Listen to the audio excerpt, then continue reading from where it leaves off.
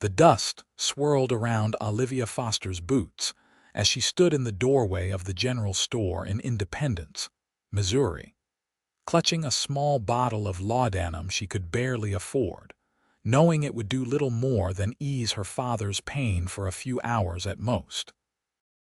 It was the summer of 1878, and the heat bore down on the town like a punishment from heaven itself.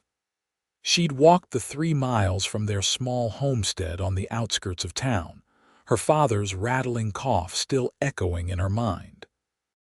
Thomas Foster had been a strong man once, a blacksmith whose arms could bend iron and whose laugh could fill a room. Now he lay in their rickety bed, his chest heaving with pneumonia that refused to release its grip, his skin pale as parchment and damp with fever. Olivia tucked the bottle into her worn canvas bag and stepped onto the wooden sidewalk, nearly colliding with a tall man in dusty range clothes. She stumbled back, an apology already forming on her lips. "Steady there, miss," the man said, catching her elbow with a gentle but firm grip. His voice was deep and warm, seasoned with the roughness of someone who spent more time talking to horses than people. She looked up into a sun-weathered face with honest gray eyes beneath the brim of a well-worn hat. He couldn't have been much older than her own 21 years, perhaps 24 or 25. A shadow of stubble darkened his jaw, and his brown hair curled slightly at his collar. "I apologize, sir," Olivia managed, pulling her arm free but not ungently. "I wasn't watching where I was going." "No harm done." He tipped his hat, revealing more of his face. There was something inherently kind in his expression, something that made her feel less alone for just a moment. "You look troubled, if you don't mind me saying." Olivia felt her throat tighten. She wasn't used to kindness from strangers, wasn't used to anyone noticing her at all. Most people in Independence knew the Fosters as the poor family on the edge of town, the blacksmith who'd gotten too sick to work, and his daughter who was barely keeping them fed. "My father is ill," she heard herself say, surprising herself with the admission. "I'm just fetching medicine." The man's expression softened further. "I'm sorry to hear that. Anything serious, pneumonia, for 3 weeks now." Olivia swallowed hard, fighting the tears that seemed to live just behind her eyes these days. "The doctor doesn't hold much hope, but I'm not ready to give up on him." "Can't blame you for that. A good daughter is a treasure." He paused, seeming to weigh his next words carefully. "My name's Xavier Zimmerman. I work at the Triple Creek Ranch about 5 miles north of here. Been there since spring, helping with their cattle operation." "Olivia Foster," she replied, managing a small smile despite her worry. "Miss Foster, I don't mean to overstep, but is there anything that might help your father besides the laudanum? I've seen pneumonia before. Sometimes what a person needs is more than just medicine." Olivia felt a bitter laugh escape her lips. "What he needs is rest, good food, clean air, and no worry. Unfortunately, we have none of those things in abundance. Our roof leaks when it rains, which makes the dampness worse. I can barely afford cornmeal and beans, let alone beef broth or fresh vegetables. And my father worries constantly about our debts, about what will happen to me if he doesn't recover." Xavier was quiet for a moment, his gray eyes searching her face with an intensity that made her feel exposed but not uncomfortable. "I could help," he said finally. "I couldn't possibly accept charity, Mr. Zimmerman. It wouldn't be charity." He removed his hat, turning it in his hands in a gesture that seemed both nervous and earnest. "See, I've been at Triple Creek for 4 months now, and I've saved most of my wages. I've got nowhere else to spend them and no one to spend them on. I could bring some supplies by your place. Maybe take a look at that roof. I'm handy with repairs." "Why would you do that for strangers?" Olivia asked, bewildered by this cowboy's kindness. Xavier met her eyes directly. Because I know what it's like to feel helpless when someone you love is suffering. My mother died when I was 16 and my father when I was 18. Both times, I wished someone had offered to help. Both times, I was too proud to ask. I'm not saying you're too proud, Miss Foster, but I am saying that sometimes accepting help is the bravest thing a person can do. Olivia felt something crack open inside her chest, some dam she'd built to hold back all her fear and exhaustion. I don't know what to say. Say you'll let me come by tomorrow. Let me see what I can do to make things a bit easier while your father heals. Xavier's voice was so confident when he said, while your father heals, not as though he believed recovery was inevitable. She found herself nodding. Tomorrow is Sunday. I'll be home all day. Then I'll see you in the morning, Miss Foster. Xavier replaced his hat and tipped it once more before walking past her toward his horse, a sturdy buckskin gelding tied at the hitching post. Olivia watched him mount with the easy grace of someone born to the saddle, and then she turned toward home, the laudanum bottle pressing against her side through the canvas bag. For the first time in 3 weeks, she felt something other than despair. It was small and fragile, but it was there. Hope. The walk back to the homestead seemed shorter than usual. The sun beat down relentlessly, but Olivia barely noticed. Her mind was occupied with the strange encounter, with Xavier Zimmerman's unexpected kindness. She tried not to let herself think too much about it, tried not to let hope grow too large lest it crush her when it proved unfounded. Their small house came into view, its weathered boards gray with age and neglect. Once, her father had kept the place pristine, had painted it every other year and repaired anything that broke before the sun set on the same day. Now it sagged slightly, like a tired old man leaning on a cane. Inside, the single room that served as kitchen, parlor, and Olivia's sleeping space was stifling despite the windows being open. A thin curtain divided this area from the small bedroom where her father lay. She could hear his labored breathing even before she pushed the curtain aside. "Papa," she said softly, approaching the bed, "I'm back with your medicine." Thomas Foster opened his eyes, their blue color faded but still sharp with intelligence. At 52, he looked 20 years older, his once robust frame reduced to angles and shadows. "Livy," he whispered, his voice like dry leaves rustling, "you shouldn't have spent the money. Hush now." She poured water from the pitcher on the bedside table, measuring out the laudanum carefully. "This will help with the pain and let you sleep." He took the medicine obediently, his hand shaking as he gripped the cup. When he finished, he caught her wrist with surprising strength. "If I don't make it through this, don't talk like that. Listen to me, girl.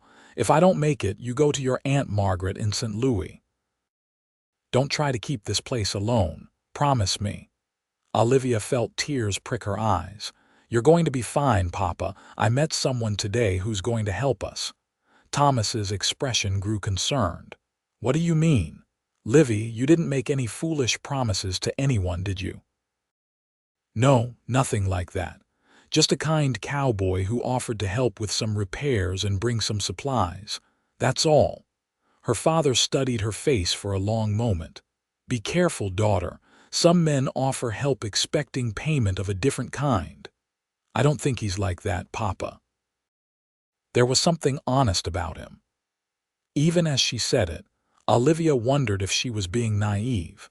She'd had so few dealings with men beyond her father and the merchants in town who looked at her with either pity or calculation. Thomas sighed, his eyes already growing heavy from the laudanum. "I trust your judgment, Livy. You've got your mother's good sense. Just be cautious." She stayed with him until he fell asleep, then returned to the main room to prepare their meager supper. They had beans, cornmeal, and a bit of salt pork that was more salt than pork. She set the beans to soak for the next day and made cornmeal mush for tonight. managing to get her father to eat a few spoonfuls before he drifted back to sleep. That night, lying on her pallet near the stove, Olivia stared at the ceiling and thought about Xavier Zimmerman. She pictured his gray eyes, the way they'd looked at her with genuine concern. She remembered the confidence in his voice when he spoke of her father healing. Most of all, she remembered the feeling of not being alone that had washed over her in his presence. Sleep came fitfully, interrupted by her father's coughing and her own anxious thoughts about the morning. Dawn brought no relief from the heat. Olivia rose early, as always, and tended to her father. She changed his nightshirt, which was damp with sweat, and washed his face and hands with cool water from the well. She coaxed him to eat a little more cornmeal mush and drink some water with honey, one of their last precious luxuries. "You look nervous," Thomas observed, his voice slightly stronger after a night's rest. "This cowboy, he's really coming," he said he would. Olivia smoothed the blanket over her father's chest. "I don't know if he meant it, but he seemed sincere." "What's his name?" "Xavier Zimmerman." "He works at Triple Creek Ranch." Thomas nodded slowly. "I've heard of that place. Big operation, good reputation. If he works there, he's probably honest enough. They don't keep drifters or troublemakers." Olivia felt some of her tension ease. She hadn't realized how much she needed her father's approval of this arrangement.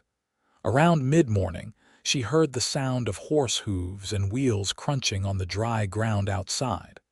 Her heart began to race as she moved to the window. Through the dusty glass, she saw Xavier Zimmerman climbing down from a small wagon pulled by two sturdy horses. The wagon bed was loaded with supplies covered by canvas.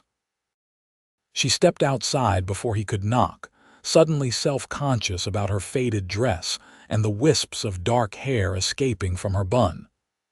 "Miss Foster," Xavier greeted her, removing his hat. In the full morning light, she could see him more clearly than yesterday. He had a strong, honest face, a firm jaw, and those remarkable gray eyes that seemed to see right through pretense. "I hope I'm not too early." "Not at all. I've been up since dawn." She gestured toward the wagon. "Mr. Zimmerman, that looks like far more than a few supplies." "Call me Xavier, please. And I may have gotten a bit carried away at the general store." He smiled, and it transformed his serious face into something warmer. "I figured if I was going to help, I might as well do it properly. I've got fresh vegetables, beef for broth, flour, eggs, some chickens that'll keep laying for you, lumber for the roof, and various other necessities." Olivia felt overwhelmed. "I can't possibly accept all of this. It's too much." Xavier stepped closer, his expression earnest. "Miss Foster, Olivia, if I may, I meant what I said yesterday. I have the means to help, and it would be my privilege to do so. Your father needs good food and a dry house to recover. Let me provide that." "But why?" The question burst from her lips. "You don't know us. We're nothing to you." He was quiet for a moment, his eyes searching her face. "You're not nothing. You're a daughter trying to save her father's life, working yourself to exhaustion, barely eating so he can have more. I watched you yesterday in town, saw how carefully you counted out coins for that medicine, saw the weight you're carrying on your shoulders. Maybe we're strangers, but that doesn't mean I can't see someone who needs help and offer it." Tears threatened again, but Olivia blinked them back. "I don't know how to thank you. Let me meet your father. Then put me to work." She led him inside, acutely aware of how shabby everything must look to an outsider. The furniture was old and worn, the floor swept clean but scarred from years of use. The curtain dividing the room was faded and patched. Thomas was awake, propped up on pillows, his eyes alert as they studied the tall cowboy who ducked through the doorway. "Papa, this is Xavier Zimmerman, the man I told you about." Xavier approached the bed, hat in hand. "Mr. Foster, it's an honor to meet you, sir. I've heard you're the finest blacksmith in Independence." Thomas's eyebrows rose slightly. Can't say I've heard that recently, but I appreciate the sentiment. My daughter tells me you've offered to help us.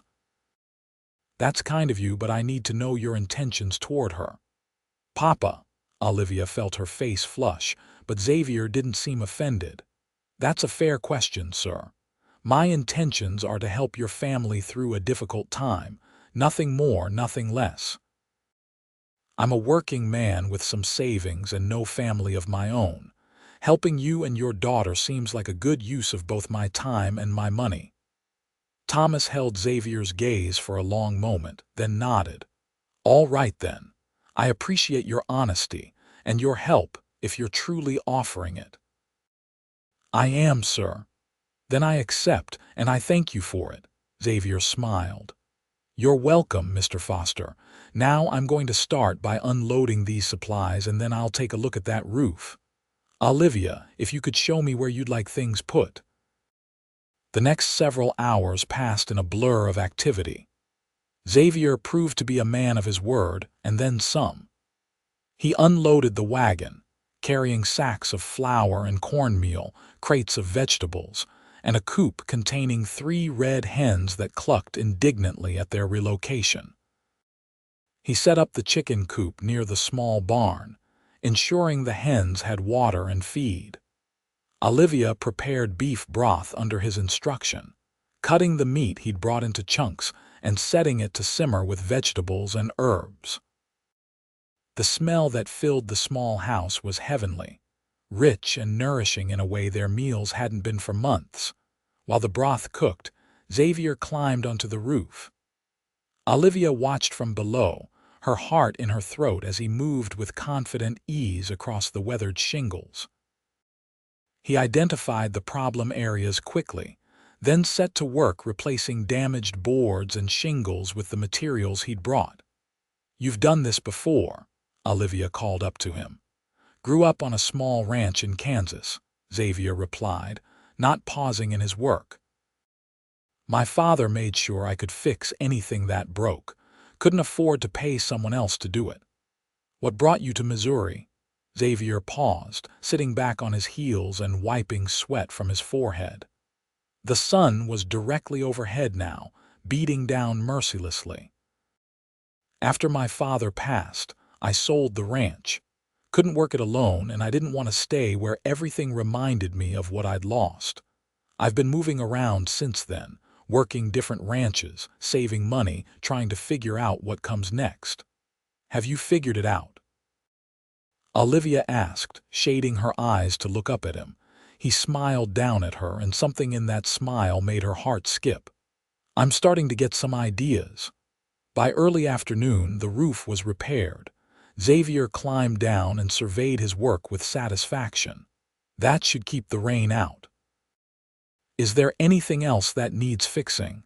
Olivia thought about the broken hinge on the barn door, the cracked window pane, the wobbly leg on the kitchen table. There are a few things, but you've already done so much. You should rest and eat something. I'll rest when the work is done.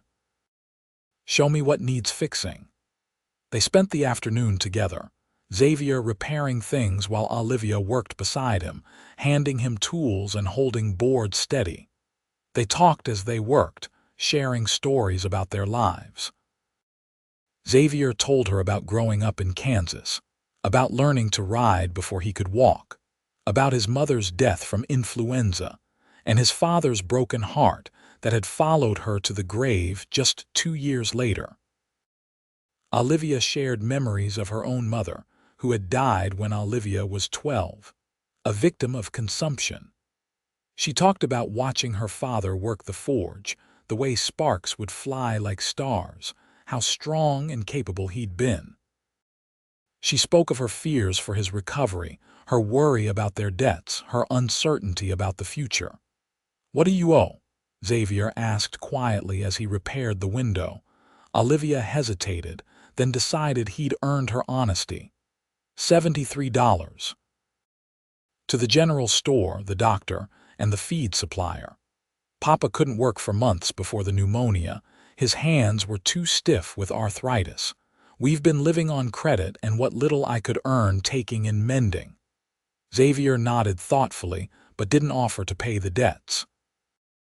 Olivia was grateful for that. His help with the immediate necessities was already more than she could have hoped for. She wouldn't have accepted money for the debts anyway. That felt too much like charity, or worse, like accepting an obligation she couldn't repay. As the sun began to sink toward the horizon, painting the sky in shades of orange and pink, Xavier finished the last of the repairs. Olivia served bowls of the rich beef broth, managing to get her father to eat nearly a whole bowl, more than she'd seen him consume in days. "This is excellent, Livy," Thomas said, his voice stronger than it had been that morning. "And you, Mr. Zimmerman, have done more for us in one day than I know how to repay." "You don't need to repay me, sir. Just get well." Xavier ate his own broth with evident appreciation, and Olivia felt a surge of pride that she'd made something he enjoyed. After supper, Xavier prepared to leave.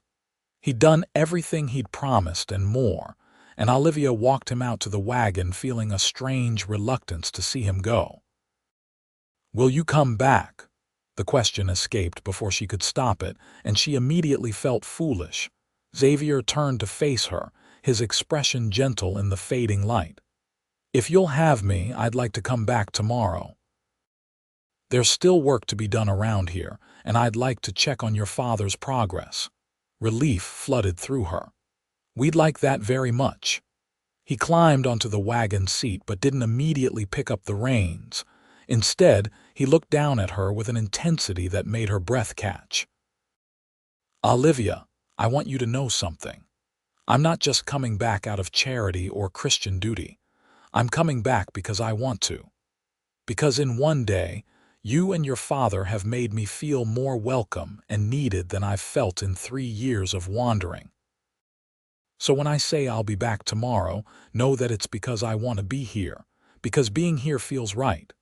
Olivia's heart hammered in her chest. "I'm glad," she managed, "because having you here felt right too."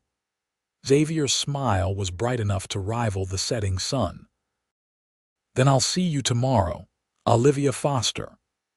She watched the wagon roll away until it disappeared from sight, then turned back to the house with a lightness in her step that had been absent for so long.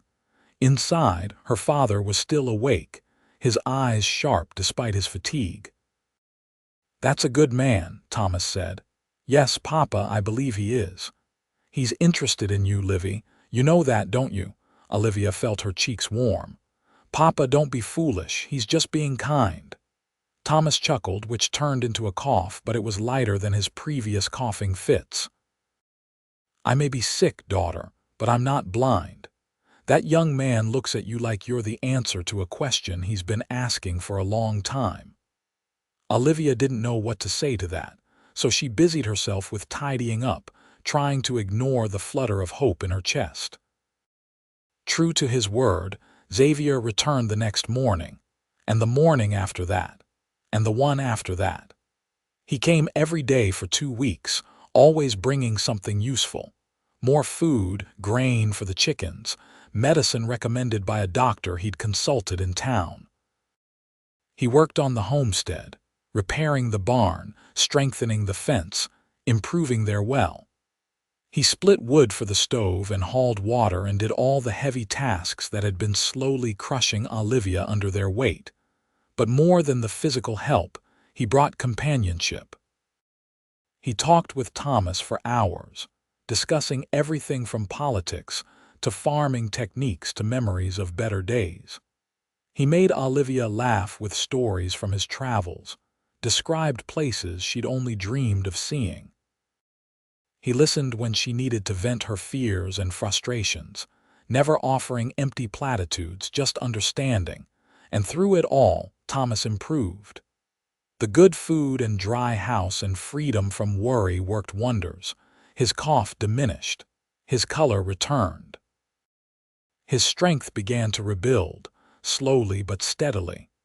During the 3rd week of Xavier's daily visits, Olivia found herself falling in love. She didn't plan it, didn't want it, knowing that loving someone meant risking the kind of loss she'd experienced when her mother died. But Xavier made it impossible not to love him.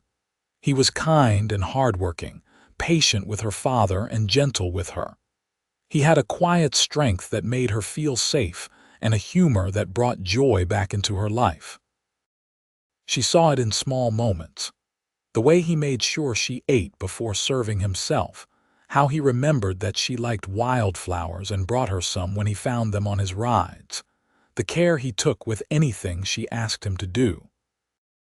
The way his eyes followed her when he thought she wasn't looking, warm and full of an emotion she was afraid to name. One evening, as they sat on the porch steps watching the sunset while her father dozed inside, Xavier took her hand. It was the first time he'd touched her beyond helping her over rough ground or handing her tools, and the contact sent warmth racing through her veins. "Olivia," he said quietly, "I need to tell you something."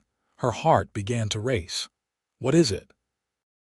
"These past 3 weeks have been the best of my life.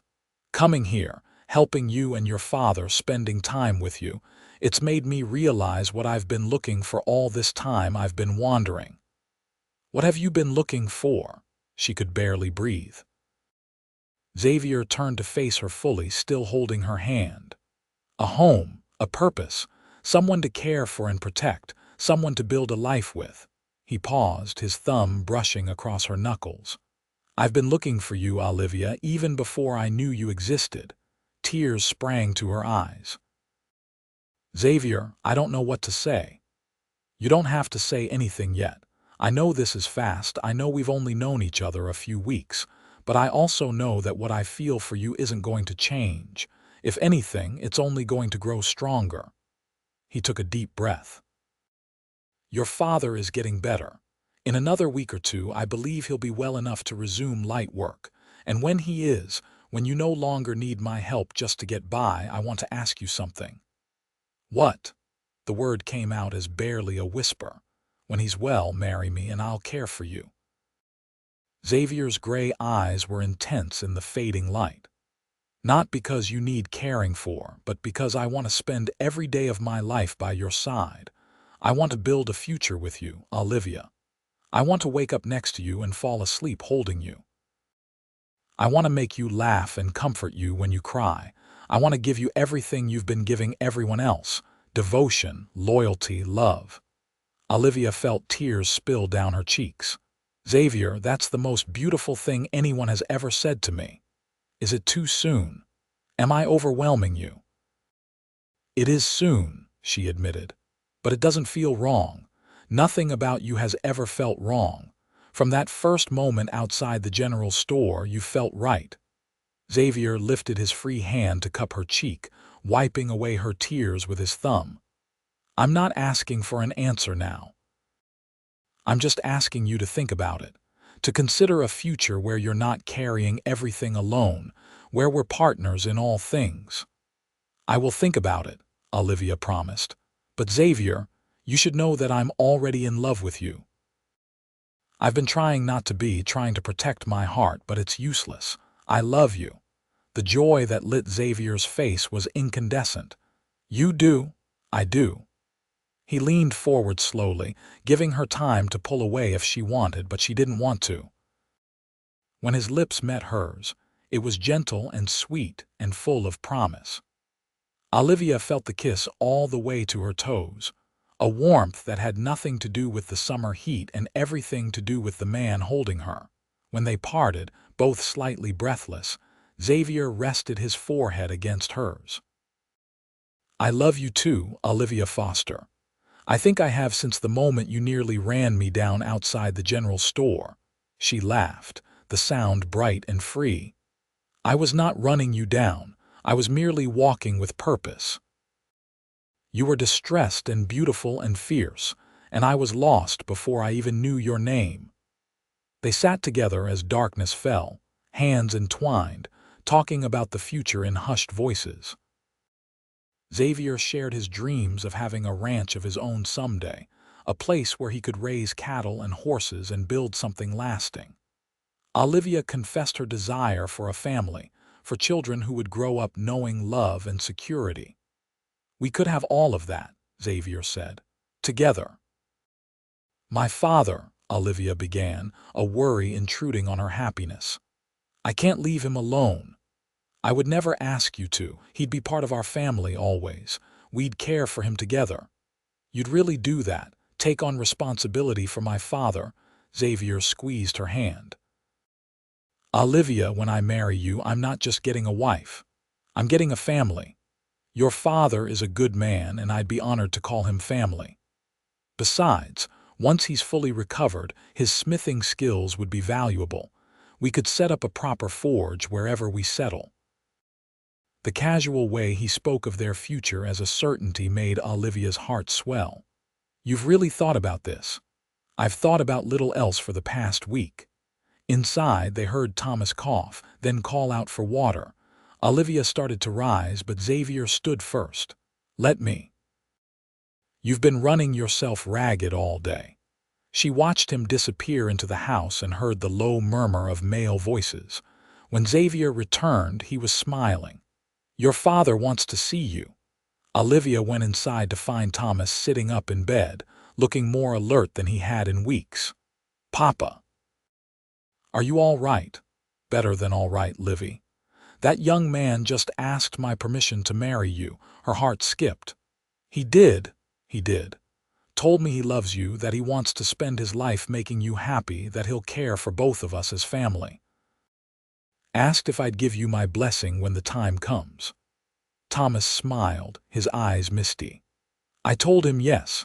I told him you're the finest woman I know and that he's lucky to have earned your love. I also told him that if he ever hurts you, sick or not, I'll make him regret it." Olivia laughed through her tears. "Papa." "Well, I had to say it. It's my job as your father." His expression grew tender.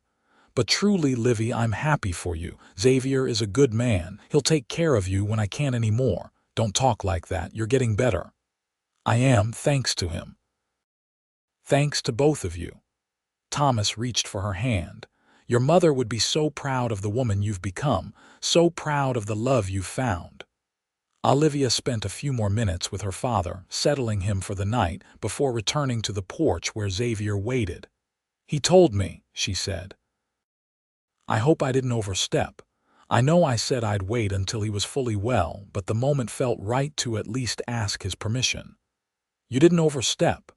She moved into his arms, resting her head against his chest, hearing the steady beat of his heart. "Everything about this feels exactly right." They stood together under the stars, wrapped in each other's embrace, and Olivia marveled at how much her life had changed in 3 short weeks. She'd gone from desperate and alone to loved and hopeful. The future, which had seemed so bleak and uncertain, now shone bright with possibility. The next 2 weeks brought continued improvement in Thomas's health. He began spending time out of bed, sitting in a chair on the porch, even taking short walks around the homestead. His appetite returned fully, and with Xavier's good food and Olivia's care, he started to regain the weight he'd lost. The color returned to his cheeks, and his eyes regained their old spark. Xavier continued his daily visits, though now they felt less like necessity and more like courtship. He brought Olivia small gifts: a ribbon for her hair, a book of poetry he thought she'd enjoy, a new shawl when the evenings began to cool as August gave way to September.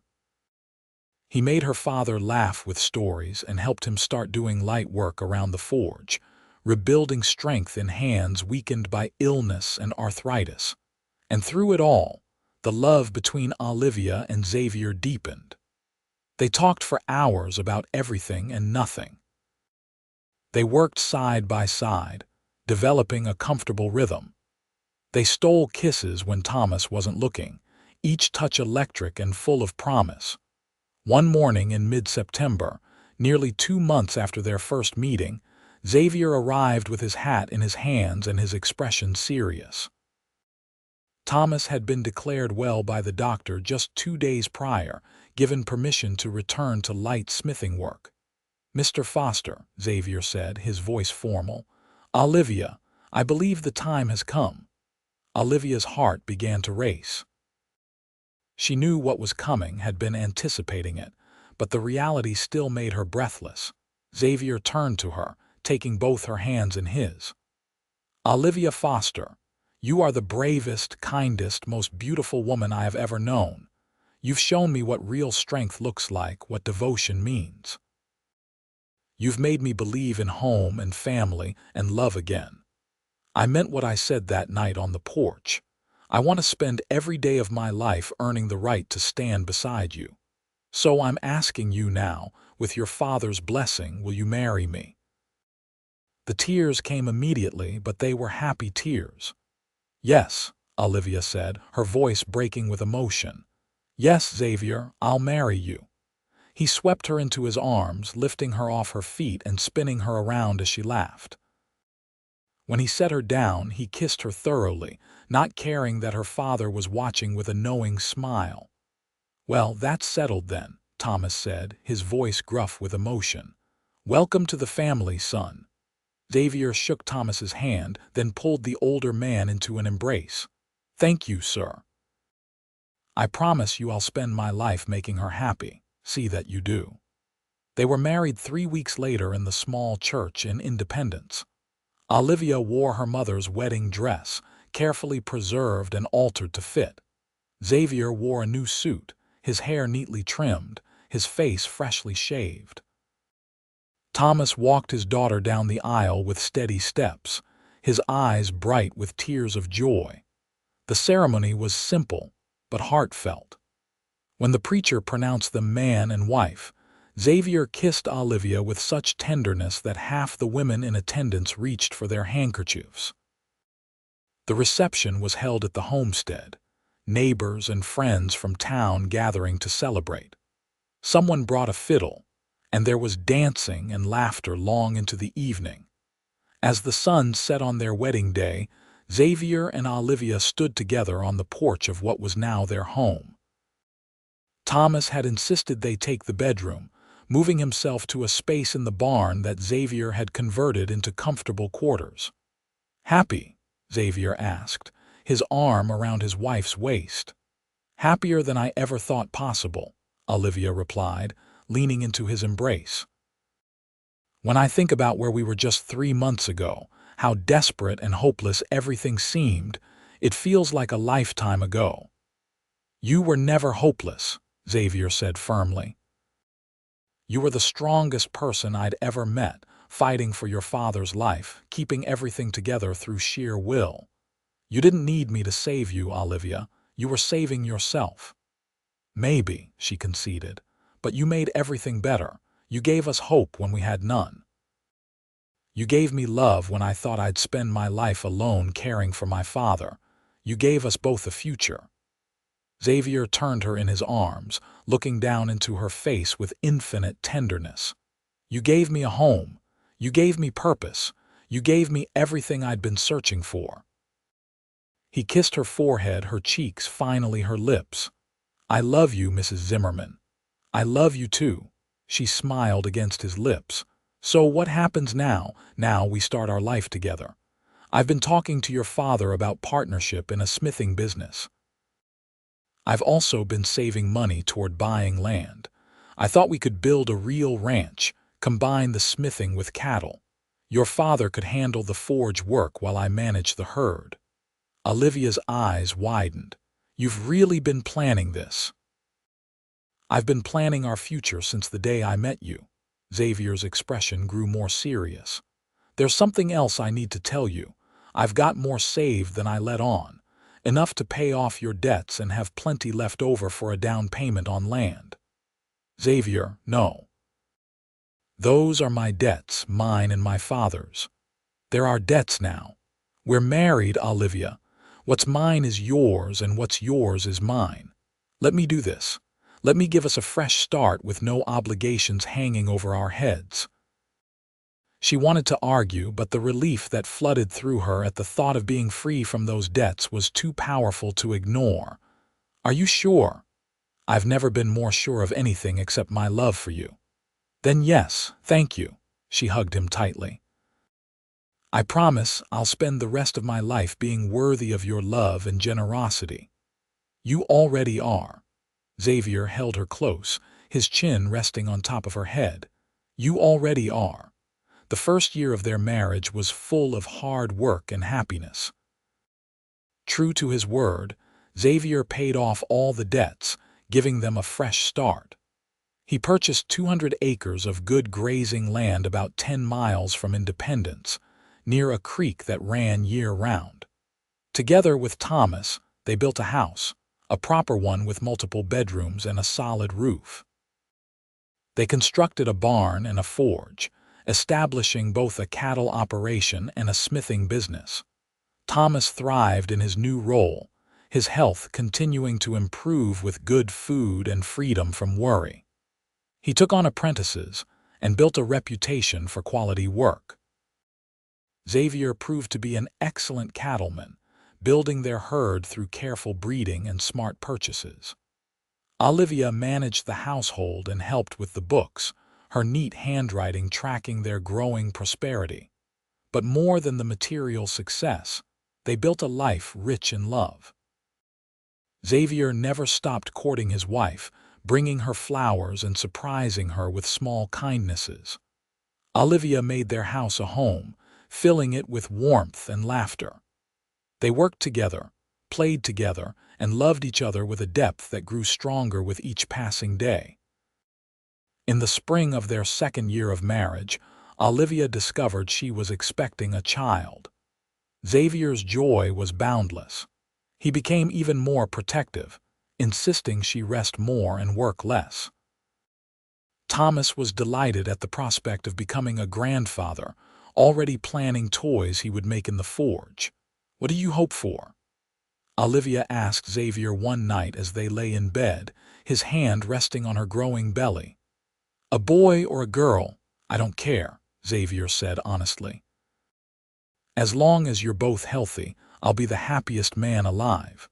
Though I will say, if it's a girl and she has your eyes and your spirit, I'm going to have my hands full keeping the boys away when she's older.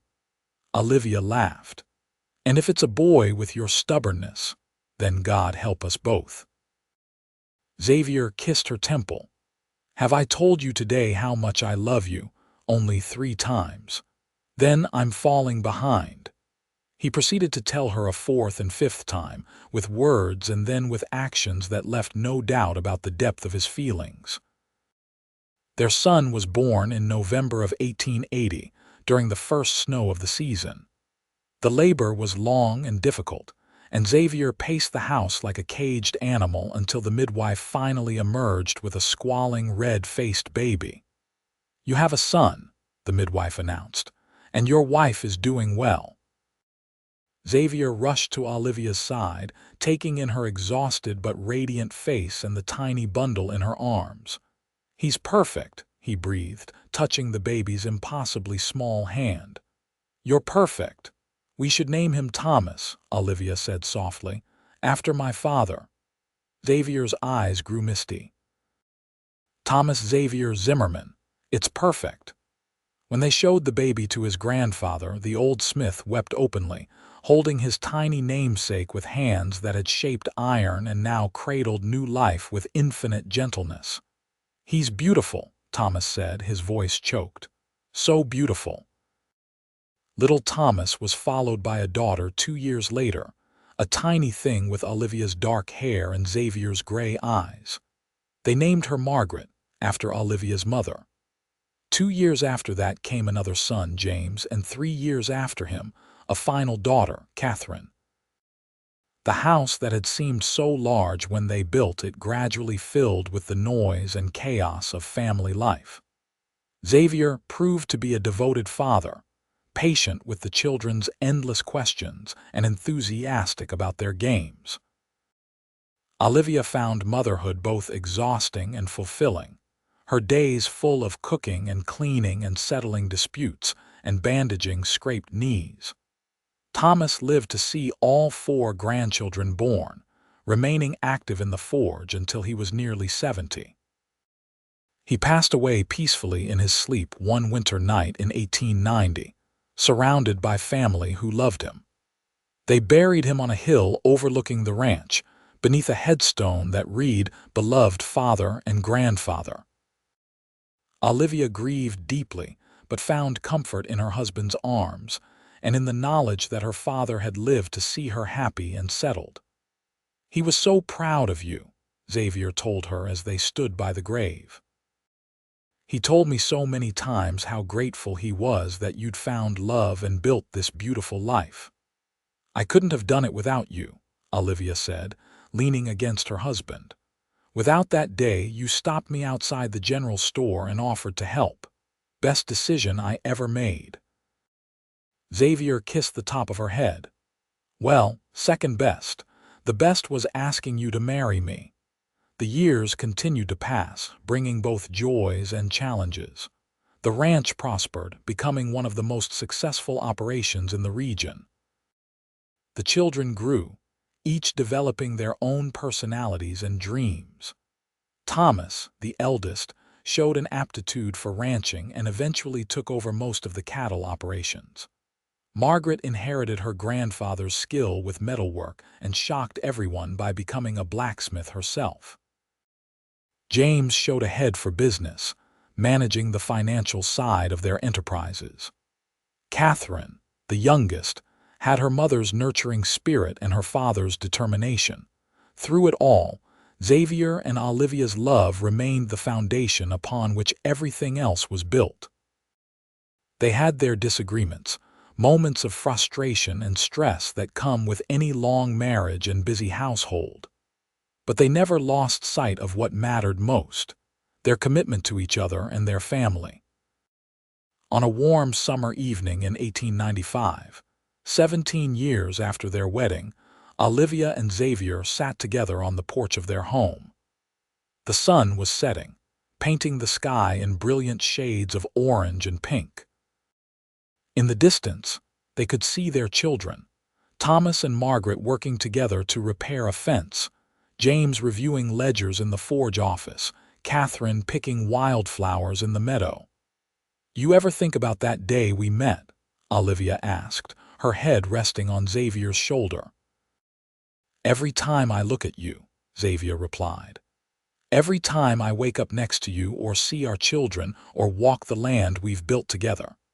I think about the scared, determined young woman who nearly knocked me over in her hurry to get medicine for her father. And I thank God every day that I had the courage to offer help. I was so suspicious of you at first," Olivia admitted with a laugh. "I couldn't understand why a stranger would want to help us. And now I know it's just who you are, kind and generous and good. You saw people in need and you helped, expecting nothing in return." Xavier turned to face her, taking her hands in his. At 42, he had lines around his eyes and threads of silver in his brown hair, but to Olivia, he was as handsome as the day they'd met. "I didn't expect anything, but I got everything. I got you, Olivia. I got this life, this family, this home. I got more happiness than I ever dreamed possible." "I love you," Olivia said, the words as true and deep as they'd been the first time she'd spoken them. "I will love you until my last breath and beyond. And I love you." Xavier kissed her, a kiss that held all the passion and tenderness of nearly 2 decades together. "My brave, beautiful Olivia, my wife, my heart." As darkness fell and stars began to appear in the vast Missouri sky, they remained on the porch, wrapped in each other's arms. Around them, their children's voices carried on the evening breeze, the sounds of a family secure in love and purpose. The ranch stretched out in all directions, a testament to hard work and shared dreams. It had all started with a chance meeting outside a general store, with a cowboy's offer of help and a desperate daughter's willingness to accept it. It had grown through adversity and illness, through hard work and determination, through the simple decision to love and keep loving even when things were difficult. Xavier had promised to care for Olivia when her father was well, and he'd kept that promise every single day since. But more than that, he'd given her partnership and respect, passion and tenderness, a home and a family and a love that would endure for the rest of their lives. The children eventually came inside, tired from their day's work. Catherine showed her mother the wildflowers she'd picked, and Olivia arranged them in a vase on the kitchen table. Margaret and Thomas argued good-naturedly about the best way to mend the fence, while James tallied the day's accounts. Xavier watched it all with a contented smile, his arm around his wife's waist. After supper, when the children had dispersed to their various activities and evening chores, Olivia and Xavier took a walk together, a habit they'd maintained throughout their marriage.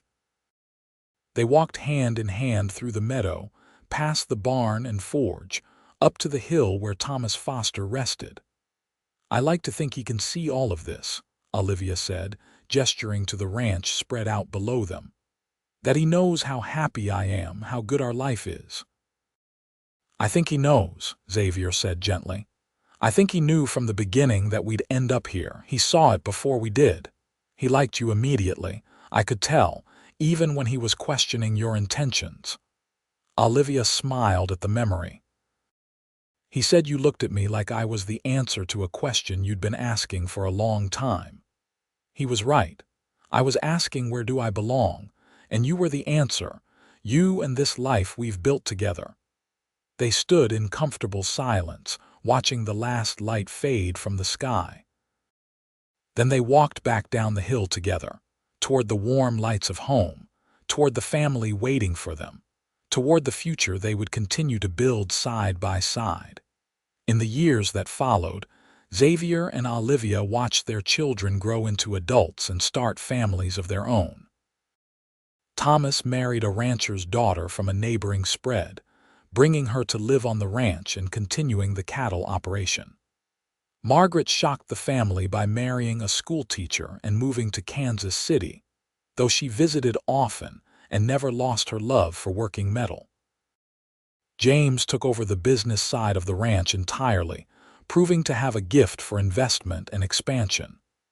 Catherine became a teacher like her sister-in-law, eventually marrying a doctor and settling in independence. Xavier and Olivia became grandparents, then great-grandparents. Their house, which had once echoed with the sounds of their own children, now filled regularly with the laughter of grandchildren during family gatherings. Xavier taught the boys to ride and rope, while Olivia taught the girls to cook and sew, though both were careful to make sure all the children learned all the skills they'd need in life. As they grew older, Xavier and Olivia settled into a quieter rhythm. They left the day-to-day running of the ranch to Thomas and James, though Xavier still enjoyed working with the horses and Olivia still kept the household accounts. They spent their mornings having coffee together on the porch, their afternoons reading or working on small projects, their evenings surrounded by family. On their 25th wedding anniversary, their children organized a celebration at the ranch. Friends and family came from miles around, filling the house and grounds with joy and laughter. There was food and music and dancing, just like their wedding day, though now there were grandchildren underfoot and gray in both Xavier and Olivia's hair. 25 years, Olivia marveled as they danced together to a waltz. Sometimes it feels like a lifetime, and sometimes it feels like yesterday. "Every day with you has been a gift," Xavier said, holding her close. "Every single one, even the hard days. The year the drought nearly ruined us. The winter Margaret had scarlet fever and we thought we'd lose her. Even those days," Xavier said firmly, "because we faced them together. Because you were there beside me, strong and steady, helping me find the way through. That's what makes a life, Olivia. Not just the good days, but surviving the bad ones together." She rested her head against his chest, listening to the steady beat of his heart, the same heart that had opened to her on a dusty street in Independence so many years ago. "I would choose you again," she said softly. "If I had to live my life over, if I could change anything, I'd still choose you. Every time." Xavier's arms tightened around her. "And I'd choose you. Always you." They continued to dance as the music played, surrounded by the family and life they'd built together. Proof that love and commitment could create something beautiful and lasting. More years passed, bringing the turn of the century and all the changes that came with it. The world was becoming more modern, but the ranch remained a constant, a place where traditions held and family mattered most. Xavier and Olivia adapted to the changes while holding firm to the values that had guided their life together. Hard work, loyalty, love, and faith. In 1903, on a clear autumn day much like the one when they'd first met, Olivia and Xavier celebrated their 40th wedding anniversary. They were both in their 60s now, their bodies showing the wear of long lives well lived, but their love was as strong as ever. The celebration was quieter than their 25th anniversary, just immediate family gathered for supper. But afterward, Xavier asked Olivia to take a walk with him. They walked the same path they'd walked countless times before, up to the hill where her father rested and where they'd already chosen their own final resting places, side by side. 40 years, Xavier said, looking out over the ranch as the sun began to set. 40 years since I saw you outside that general store and knew my life was about to change. Did you really know then? Olivia asked, amused. Or is that just the romance of hindsight? I really knew, Xavier insisted. Maybe not that we'd end up here exactly with this ranch and these children and grandchildren, but I knew you were important. I knew you'd matter to me. Olivia slipped her hand into his, their fingers intertwining with the ease of long practice. You saved us, you know, my father and me. We wouldn't have survived without you. You would have found a way. You're the strongest person I know. But I didn't have to find a way alone. That was your gift to me, not the food or the repairs or even the love, though God knows I treasure all of those. Your gift was partnership. Knowing I'd never have to face life's challenges alone again. Xavier brought her hand to his lips, kissing her knuckles gently. That was my gift to you, and your gift to me was exactly the same. We saved each other, Olivia. We built this life together, brick by brick, day by day, choice by choice. They stood together as the sun painted the sky in glorious colors. Two people who had chosen each other, and chosen to keep choosing each other through 40 years of joys and sorrows, triumphs and trials. Two people who had built something lasting from a chance meeting and a cowboy's promise to care for a woman when her father was well. As darkness fell, they walked back down the hill together, their steps slower than they used to be, but no less certain. They walked toward the lights of home, toward the family gathering inside, toward whatever years remained to them, secure in the knowledge that they had lived and loved well. Xavier Zimmerman and Olivia Foster Zimmerman would go on to celebrate their 50th anniversary, surrounded by children, grandchildren, and great-grandchildren who all knew the story of how they'd met. It became a family legend, told and retold, the tale of a desperate daughter and a kind cowboy, of illness and recovery, of a promise made and kept, of love that grew and endured. When Xavier passed away peacefully in his sleep at the age of 78, Olivia grieved deeply but found comfort in their children and in the memories of 52 years of marriage. She lived 5 more years, remaining sharp and active until the very end, before joining her beloved husband on the hill overlooking the ranch they'd built together. The ranch continued on, passed down through generations, each one adding to the legacy that Xavier and Olivia had begun. And on quiet evenings, when family gathered on the porch of the old house, they still told the story of how it all began, of a chance meeting in Independence, Missouri in 1878, of a cowboy who saw a woman in need and offered help, of love that transformed two lonely people into a family that would span generations. It was a story of hope and healing, of promises kept and dreams fulfilled, of the kind of love that doesn't just happen but is built day by day through choice and commitment and unwavering devotion. It was the story of Xavier and Olivia, and it was a love story for the ages.